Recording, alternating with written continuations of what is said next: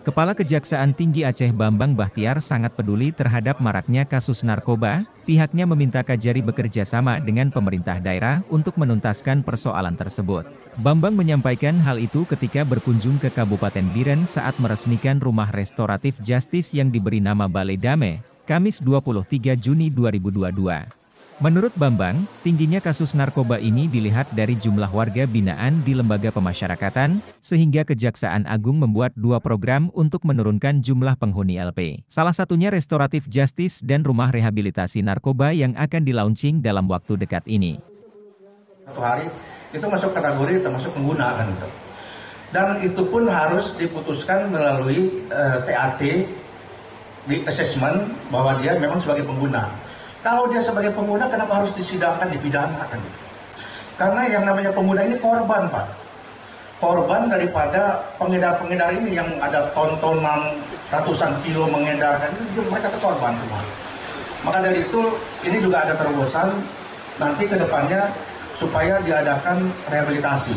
Bambang mengatakan rehabilitasi tersebut sangat penting, karena bisa membantu korban narkoba dari para penjahat narkoba. Tetapi ada kriteria untuk menentukan seseorang itu sebagai korban, di antaranya barang bukti yang disita dari pelaku tidak melebihi 1 gram dan tidak memiliki catatan kriminal atau residivis.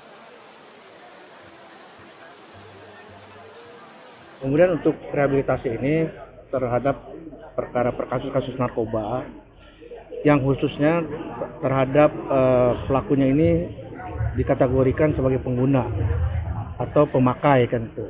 Itu kan ada kriterianya, misalkan dia menggunakan milinya berapa, tidak volumenya tidak terlalu banyak kan gitu. Dan itu dilakukan memang untuk kepentingan pribadinya kan gitu.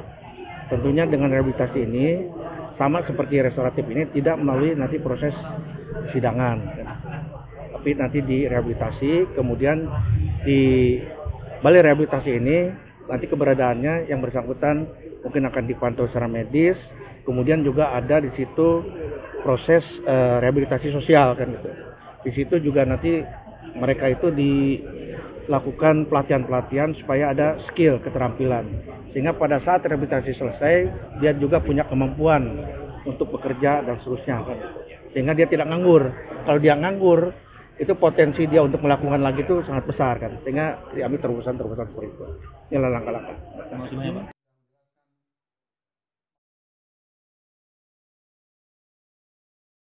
Dari Kabupaten Biren, tim YATV Nadar melaporkan.